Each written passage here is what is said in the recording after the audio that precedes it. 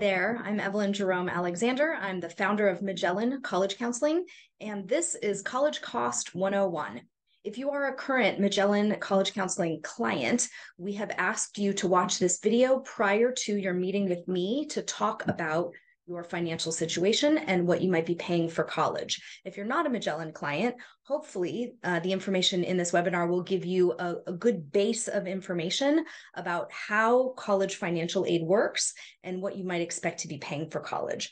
All financial aid and college cost situations are very, very individualized. So we definitely recommend that you speak with a financial advisor or a college cost expert to get a better feel for what you might be paying, because it is very much based on your personal financial situation. So I'm going to share my screen with you, and I strongly recommend that we're going to do the little slideshow. I strongly recommend that you download this presentation, which I'm going to post right below the video, so that you have access to all the links that I have in it. And you can kind of follow along as I go. So as I said, I'm Evelyn. I'm the founder of Magellan College Counseling. I earned my certificate in college counseling through the UCLA certificate program. I also teach in UC Berkeley's certificate in college admissions counseling program, and I am a certified educational planner. So I'm going to start by talking about some average numbers, right? What does college cost? So these are average numbers. And when we talk about cost of attendance, I'll get into terms in a moment. When we talk about cost of attendance, we don't just mean tuition. We mean tuition, room and board, travel, books, other expenses. We need you to have a real picture of what college will cost, not just that tuition number, which is really only a piece of the pie. So these are national averages. The average public four-year in-state tuition is about $26,000 a year, or just over $104,000 for 4 years. That's average, that's in-state. If you're talking about going to a public university as an out-of-state student, the average is almost $28,000. A private university, the average private university is about just under $56,000. Again, that's average. However, I'm here to tell you, and I'm probably going to go through these slides pretty quickly. So again, I encourage you to download the PDF of it. Those were averages. Actual college costs may vary. I'm not trying to be funny here. I'm just throwing out a couple examples, but you can see that when we're talking especially about highly ranked names, we are talking about significantly more than those averages. So I'm just looking for the big ones, right? The high expensive ones. Tulane, $84,000. Penn, $85,000. Vanderbilt, $84,000. George Washington, $84,000. Dartmouth, $84,000. By the way, University of Michigan, public, but if you're an out-of-state student, $72,000. Again, that's including room and board, but holy cow, that is a boatload of money. These are just a handful. Here are some public university average in-state costs for in-state students. Penn State, $32,000. San Diego State, $34,000. So I'm in California, and a lot of the students I work with apply to the UC and the Cal State system, thinking that those costs are lower. Look at this, UC Berkeley, $39,000, almost $40,000. That's in-state tuition. Again, that's including room and board. But holy cow, this is a big financial commitment, and we just want you to know what you're getting into. Okay, so I'm going to start with the basics. There are two types of aid. When we talk about college financial aid, we're talking about two separate, unconnected things. One is need-based aid. One is merit-based aid. I'm going to talk about them separately. Need-based aid is based on a calculation that the government has a formula, and they go through a calculation when you give them their numbers, and they come up with a number that they say you can afford. No one's ever going to come knock on your door and say, "Hi, how much do you think you can afford for college?" They're going to tell you how much you can afford for college. That's the need-based side. And I will be honest with you, that number is always, always higher than you think it should be. Then there's the merit side. Those gifts are given based on usually grades. Test scores are very, very minimally involved at this point, and in some cases not involved at all. So very heavily based on grades, GPA, rigor, and sometimes leadership, community service, other things that they find in your application that makes them want to incentivize you to come to their school. Okay, so I'm going to focus on need-based aid first. I'm going to separate those two things out. And let's talk about the terms that I'm going to talk about here. So cost of attendance, I already told you it's a bigger number than just tuition. It's got books and room and board in there. The FAFSA is a word you're going to hear a lot, and it stands for Free Application for Federal Student Aid. It is the gateway to need-based aid, the FAFSA. The Student Aid Index is something that is new as of the class of 2024. We used to call it the Expected Family Contribution, but the FAFSA is going to be changed or is changed, and the new name for it is the Student Aid Index. That is the number that the formula calculates that you can afford every year for college. The SAR is the Student Aid Report. It's an email that you'll get from the Department of Education after you file your FAFSA, and it will have your SAI. So you will put in your information.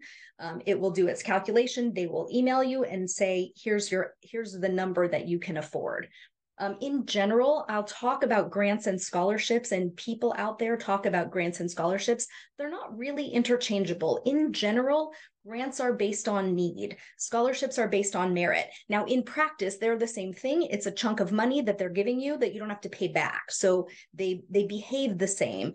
But in general, when you hear the word grant, that's based on your need, your financial need, and a scholarship is more generally based on merit. And you'll also hear the word self-help, and those are loans and work study. And that is, each college may offer you a different combination of these things that, again, you can understand that it is you helping yourself.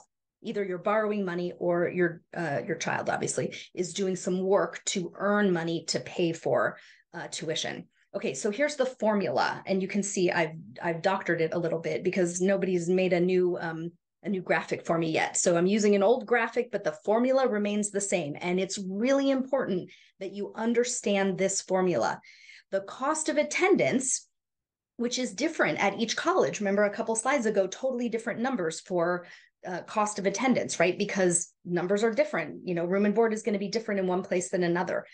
So the cost of attendance at each school minus your SAI, your Student Aid Index, equals your financial needs. So it's literally the gap between the cost of attendance and what you can afford to pay. That's your need. And you can understand how that number will be different at each school. I realize I'm holding my mouse on the wrong screen. So this number, financial need, will be different at each school because the cost of attendance is different at each school.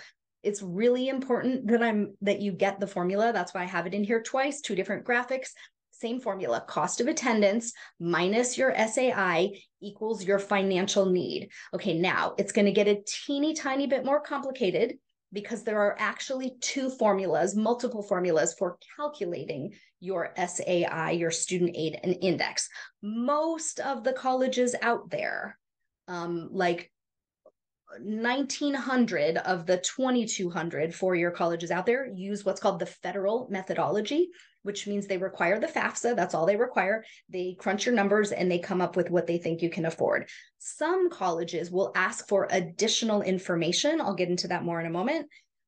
And they will use their own methodology to calculate what they think you can afford, which again will impact your need.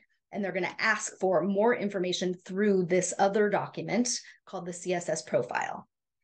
Okay, so I think I covered that pretty well. So cost of attendance minus what you can afford, your SAI, is your financial need. Okay, millions of people ask me this. Is there a cutoff? If I make more than X $100,000, is there no need-based money for me? No, there is no official cutoff. The calculation is very complicated. It's like a 65-page formula.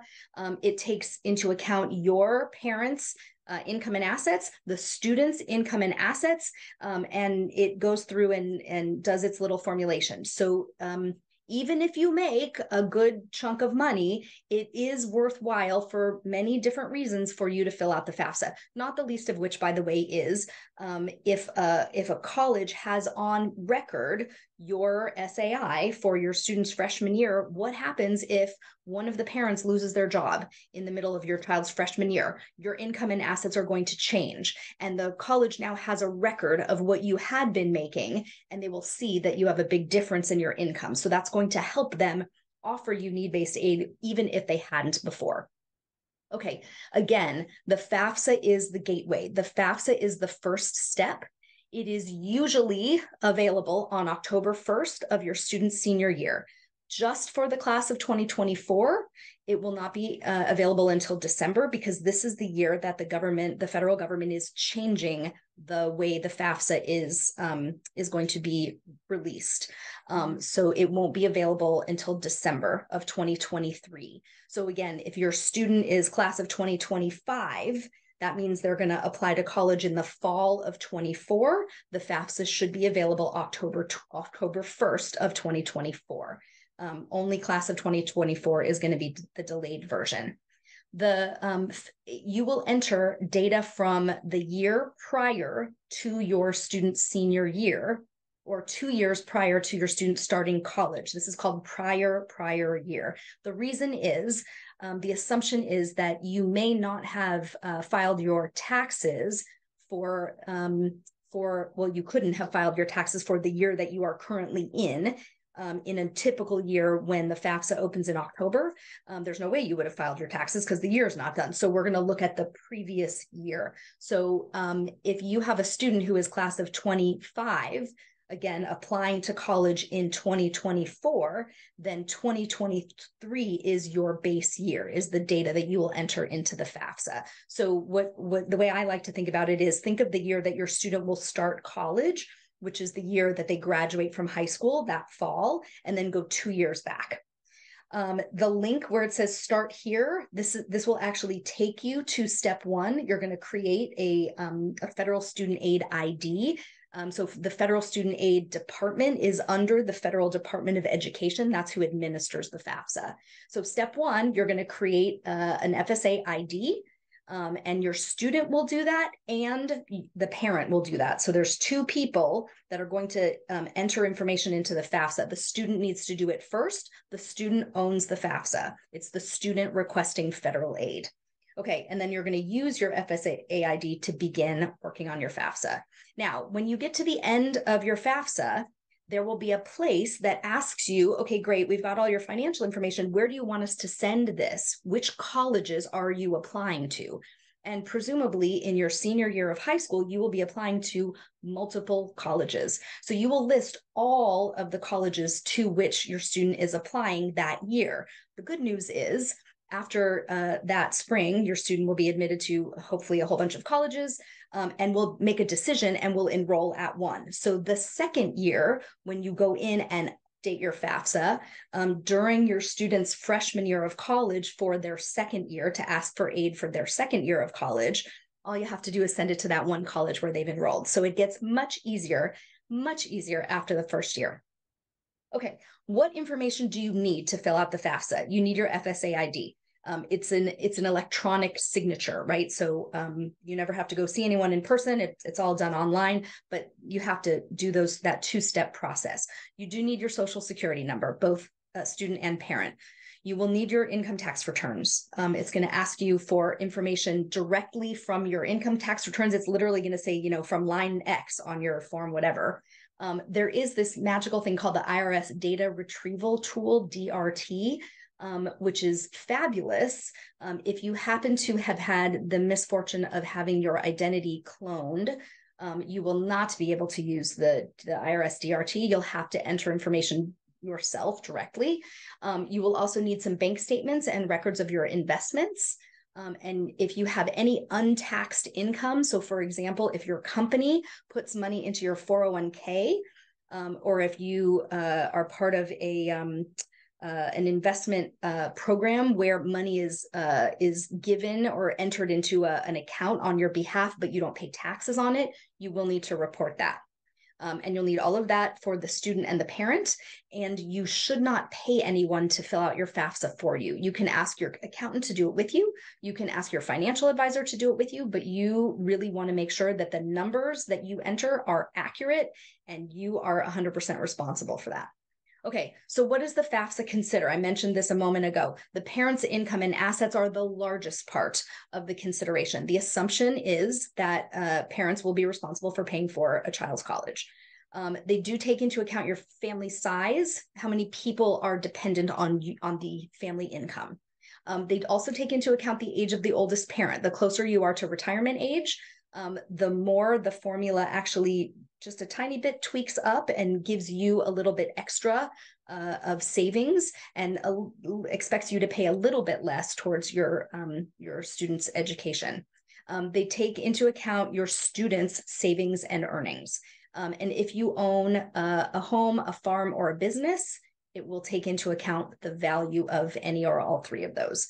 The FAFSA used to ask if you had multiple students in college at the same time, because of course, if you have twins or if you have one in college and another one starting, you don't suddenly have twice as much money.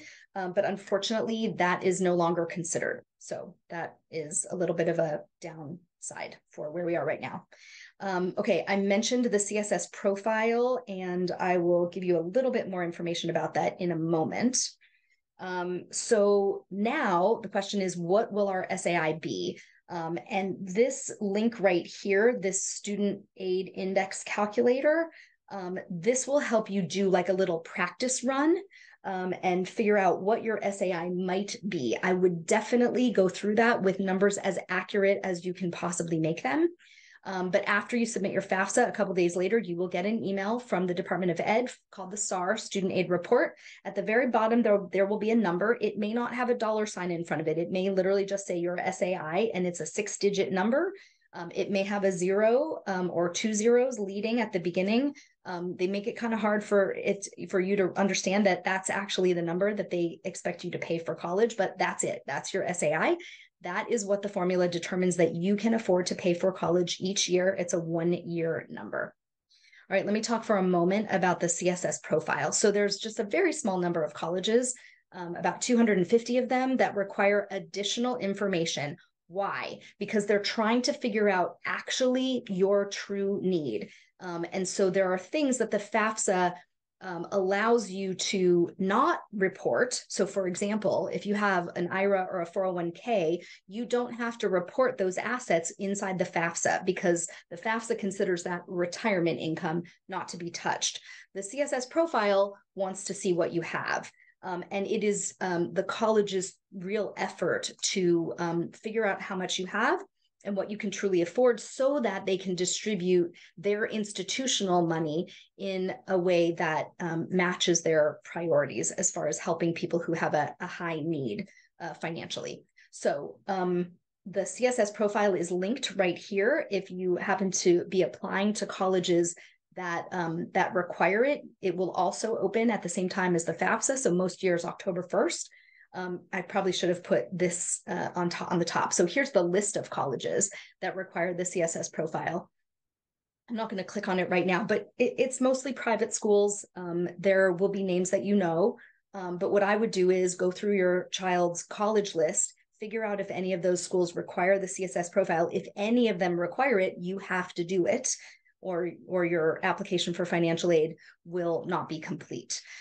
If you have a special circumstance like divorced parents, there are instructions on the CSS profile website. So if you go here, cssprofile.collegeboard.org, it will give you information about how to deal with divorced parents. Okay, so let's talk really quickly about how colleges will fill that gap that equals your need, and do they fill 100% of it? And so here's where we have to say, every college does things a little bit differently. So it's really important for you to understand the resources available where you can find out the information that you need. But in general, these are the 4 ways that colleges will fill need, right? Most of the time, they'll start with loans.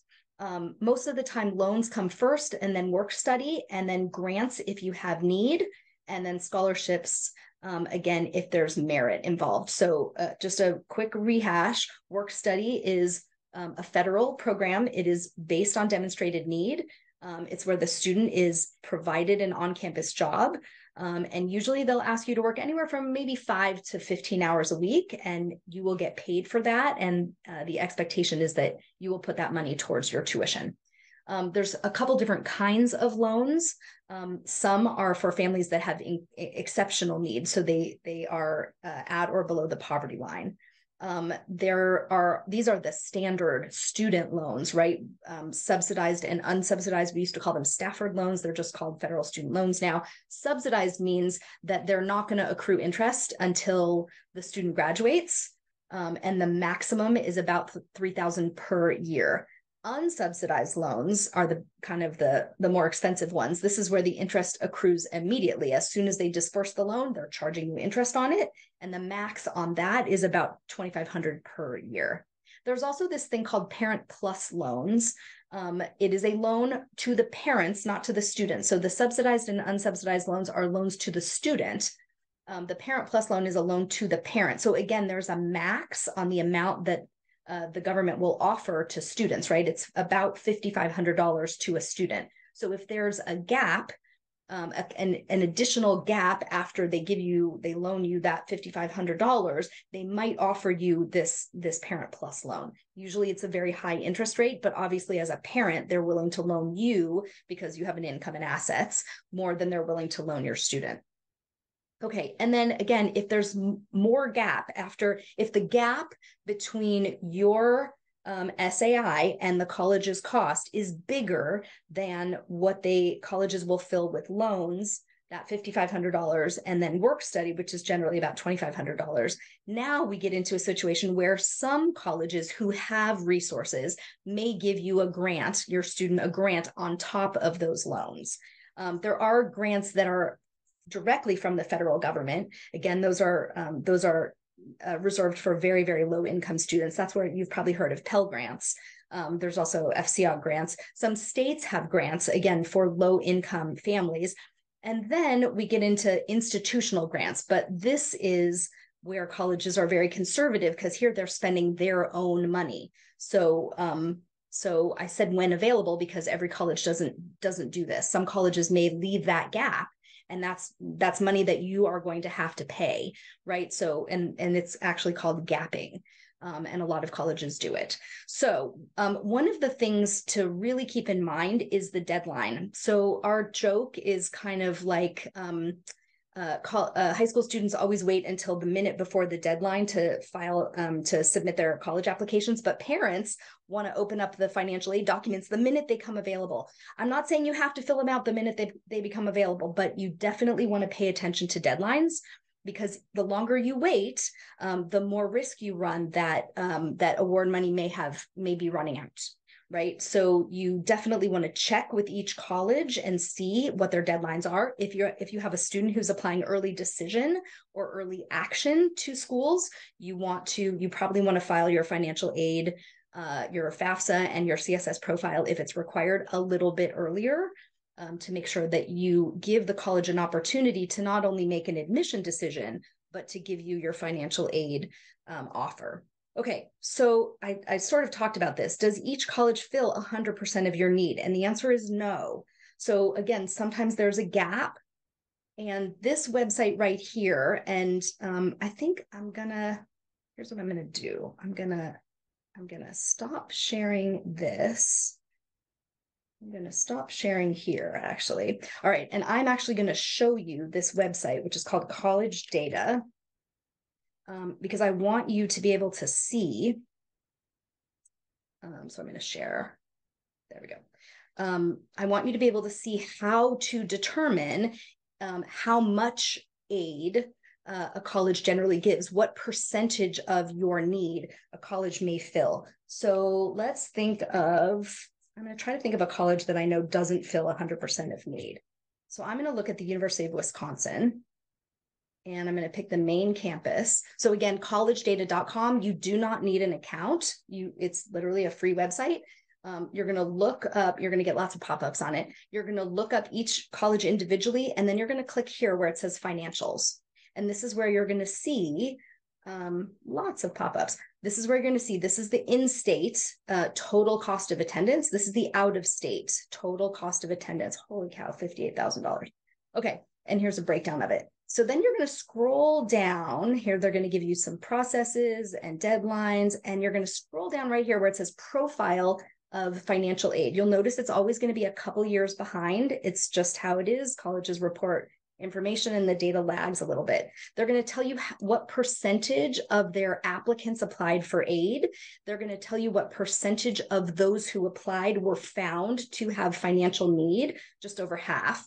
And then 90% of those who were found to have need received some financial aid, but only half of them, their need was fully met. So that says to me that these are the families that have very high need. It's not bad that they fill an average of 77%, but what that should make you think is if your gap between that $58,000, let's just call it 60, and if your SAI came out to be $30,000, that means your gap is $30,000. You should assume that they are going to fill about, 3/4 of it, right? So 3/4 of 30 is what, 22,500, which leaves another $7,500 that they're not going to fill. So you're going to have to add that on top of your SAI, your student aid index, used to be expected family contribution. You're going to have to add that on top. So it's going to cost you more than your SAI for schools that do not meet 100% of need. The schools that are, here, I'm going to stop sharing and go back to my presentation. The schools that are incredibly generous with need are the ones that are very, very difficult to get into, are the ones that, here, we're going to share again, are the ones that have the lowest acceptance rates.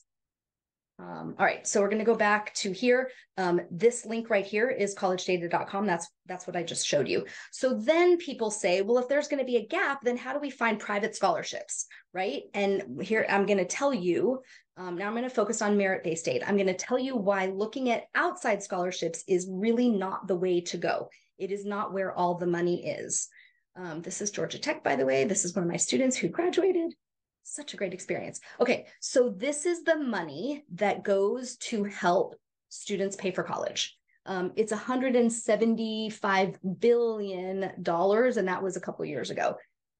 Okay, so 15% of that is Pell Grants. This is very low income people. 5% veterans benefits, 7% state grants, again, low income people. I'm going to skip this section for a moment.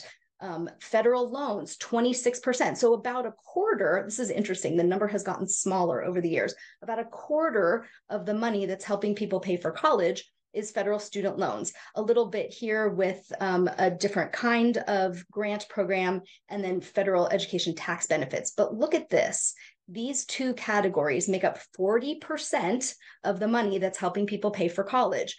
This 33%, and you can see this blue piece is getting bigger over the years, right? It's literally doubled since 2010. So it doubled in 10 years, more than double, well, just barely doubled.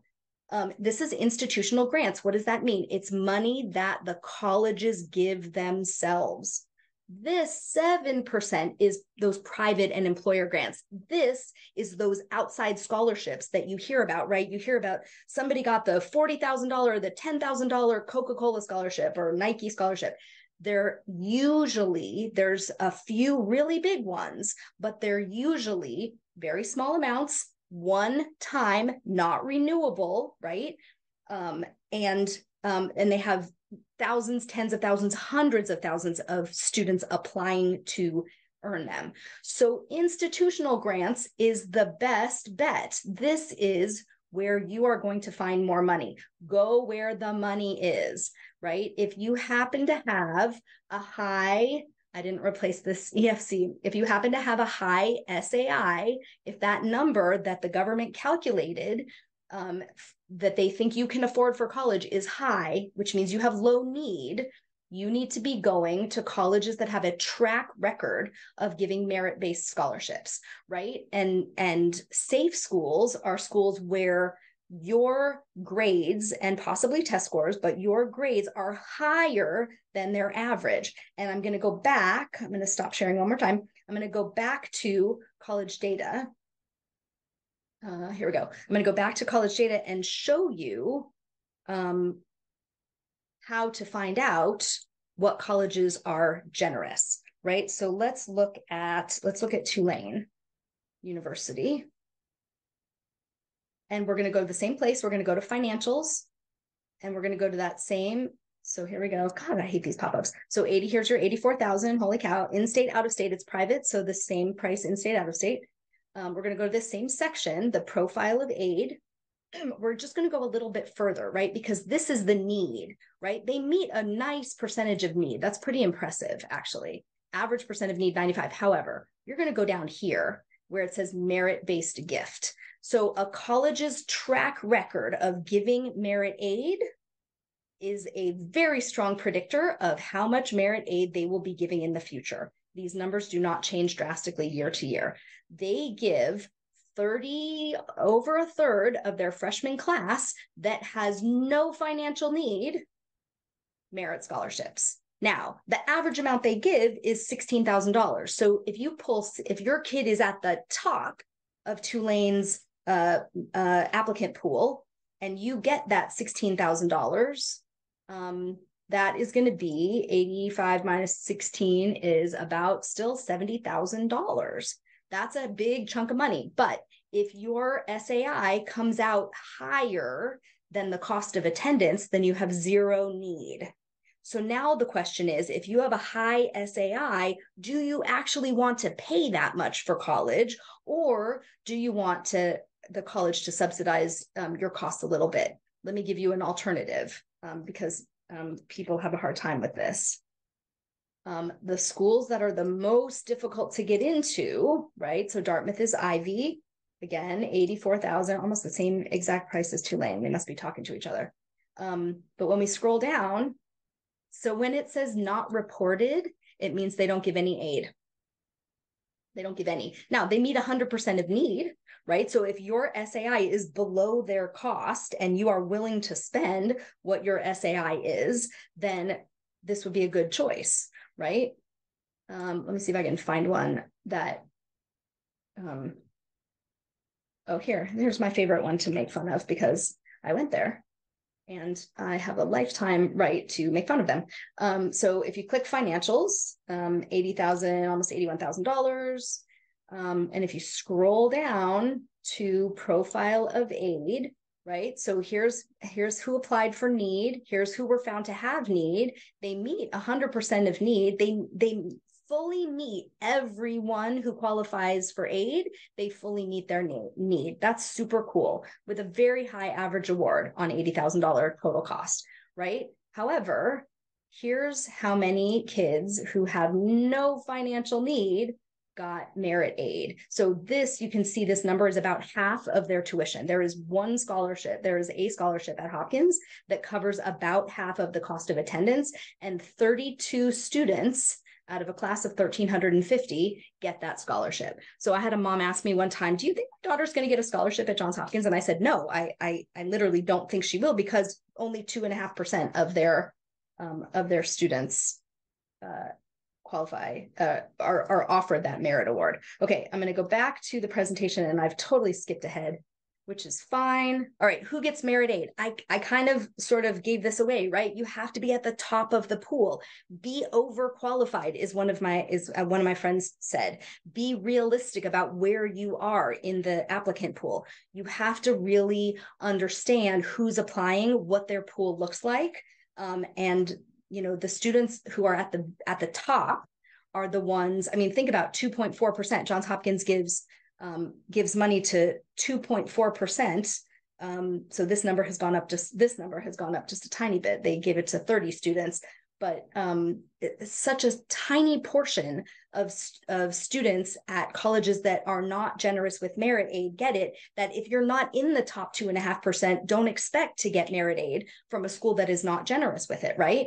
But Tulane, much more generous with merit aid. UCLA, the public schools are not generous with out-of-state students, right? They are not going to spend their money giving other states' kids a boost when it comes to enrolling at their school. So I want you to use college data to understand a little bit better where that money is coming from, where that money is going. And again, if you're a Magellan family, you will have this conversation with me and we'll go through your child's list and I will help you understand which of the schools on their list is generous and which is not. And one of the things I will say, one of the things I say to parents when the students are not there is when the student is building their list, right? The money is in the list. You could build an incredible college list of very difficult to get into colleges. And if your student is lucky enough to get into one or more of them, you might have a very difficult conversation on your hands where your student did everything you told them to do. Here, I'll just give you me for this, where the student did everything you told them to do, and yet now you're looking at the cost part, and the cost is incredibly higher than you are comfortable paying. That's a very difficult conversation. So what I say to the students that I work with is, I would rather have them be mad at you in the fall of their senior year and have you say to them, honey, Stanford is the dream. I would be so proud of you if you got into Stanford. However, the cost is $90,000, $95,000. We don't have that times 4. We can't afford that. It's a bad idea for our family for you to do that. And I don't want to be in the situation where if you get in, I have to tell you we're not going to pay for it. So I think what we should do is let's take that school off of your list for undergrad, and maybe we'll talk about it for graduate school when there's only 2 years or 3 years of graduate school, and therefore the cost will be less. So it's hard, right? They're going to be angry with you, but I would rather have them be angry with you for taking a school off their list than if they end up having 2 amazing choices, but one is twice as much as the other. I would rather not. You have to have that conversation where you tell them you did everything right. You got into the most expensive school in the country and we're not willing to pay for it. That's a very difficult conversation to have. So I hope this has been helpful. College cost is really one of the biggest, flashpoints for parents of this whole process. And I hope this helped give you a better idea of how you can pay for college, how the process will expect you to pay for college and how much. And I hope I've given you some resources to sort out how to make all this work for you. So thanks so much.